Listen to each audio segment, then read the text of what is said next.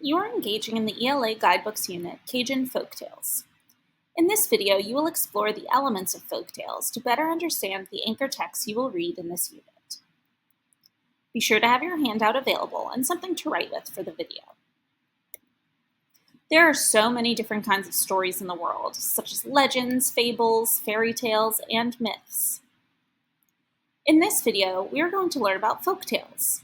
So what makes folktales so great? In this unit, you will be reading the text Lapin Plays Possum, Trickster Tales from the Louisiana Bayou. We are going to look at some excerpts of the story to identify the parts or elements of the story that make it a folktale. The first element of a folktale is that they are stories passed down orally or by mouth, from one generation to the next. That means that the stories were told by parents and grandparents to the younger kids. These stories were often told and retold for hundreds of years. Have you heard the story The Boy Who Cried Wolf? That story is often told by older adults to their children or grandchildren. You are probably told the story from someone older than you, like a teacher or a family member. Folktales usually tell the setting and characters in the first sentence or first part of the story. The setting is where the story takes place. Another element of a folktale is that the story includes animals with human characteristics. Listen to how the rabbit Lapin acts like a human. Let's read an excerpt from the story Lapin Plays Possum and see if you can identify the setting and the characters. Down by the boggy bayous of Louisiana lived critters of all shapes and sizes. Did you hear the setting in this first sentence? That's right. The setting of the story takes place in boggy bayous of Louisiana. Here are a few more sentences that introduce the characters of the story. Let's read them to figure out who is in the folktale story. Take Compere Bouki, for instance. He cast a shadow as big as a barnyard. Now, Compere Lapin, on the other hand, wasn't but knee-high to a blackberry bush. After reading these two sentences, I know the characters in this story are animals, Compere Bouki and Compere Lapin.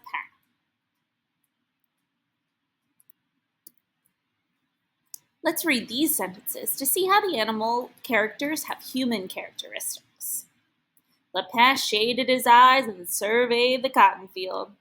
Knowing he could hoodwink Bouki quicker than he could sneeze, he said, "Ooh, that's a heap of cotton. I'd have to get at least an eighth of it to make it worth my slaving in the hot sun." In this excerpt, the rabbit Lapin acts like a human by shading his eyes, looking at the field, planning to trick Bouki, and talking about working in the field, talking, and picking cotton like a human would. Not activities usually taken on by a real rabbit. So now you have learned a few things about folktales. Can you identify 3 elements of a folktale? Pause this video to answer the question on your handout at stop sign number 1. Then hit play when you are ready to continue. So far, you've learned that folktales are stories passed down orally from one generation to the next. The setting and characters are introduced in the first sentence or first part of the story, and there are animals with human characteristics. Another element in folktales is when characters trick other characters in the story. We call this a trickster tale. Let's read about a trick from the story you will read in this unit.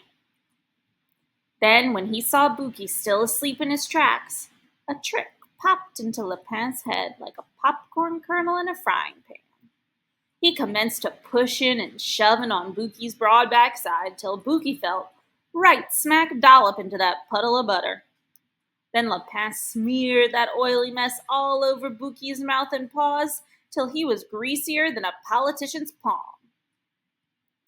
Here, Lapin tricks Bouki into thinking he ate the butter, but really, Lapin ate it all himself. Being covered in butter makes Bouki think he actually ate it.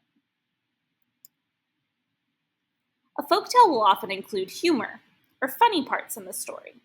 And from what we've read so far, Lepin sure knows how to make funny things happen. Here's another part of the story that shows humor. Shaking him awake, Lepin cried, "Why, Bookie, just look at you! You're the one that ate the butter while I was off at the baptisms." Bookie blinked and licked his lips. I didn't do it. I swear, Lepin." "A likely story," said Lepin. "Here you sit in a whole puddle of evidence." Sitting in a pool of butter, that is pretty funny.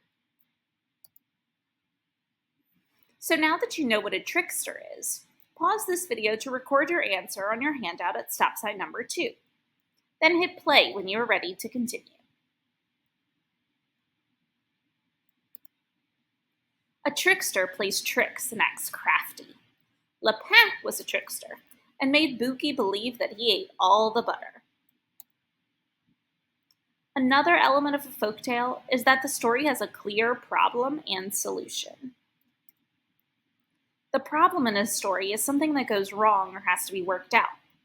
For example, it would be a problem if I were to get locked out of my house. The solution is how to fix the problem or work it out. The solution could be that I walk to my grandmother's house to borrow her key. Finally, folktales will often teach a lesson as they solve the problem of the story. The solution to the story often teaches the reader a lesson.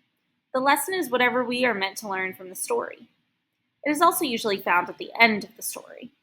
This lesson is often called the central message or the moral of the story. Think back to the problem of being locked out of my house. I would learn a good lesson. It's always a good idea to have a backup plan, like a key at Grandma's house. Think about what the lesson or moral might be when you begin reading Lepin Plays Possum. Think, what can I learn from this folktale? Now you are ready to circle all the elements of a folktale. Pause this video to record your answers on your handout at stop sign number 3. Then hit play when you are ready to continue. Folktales are stories passed down orally from generation to the next. They have clear setting, animals, characters act like humans, they include trickster characters, they're funny, and the solution to the problem teaches a lesson.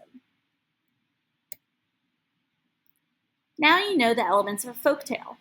Knowing what a folktale is will be helpful in understanding the folktales you will read in the unit Cajun Folktales. Be on the lookout for the elements of a folktale you practiced identifying in this video as you engage in the ELA Guidebooks unit Cajun Folktales. When you finish this video, be sure to turn in your completed handout to your teacher.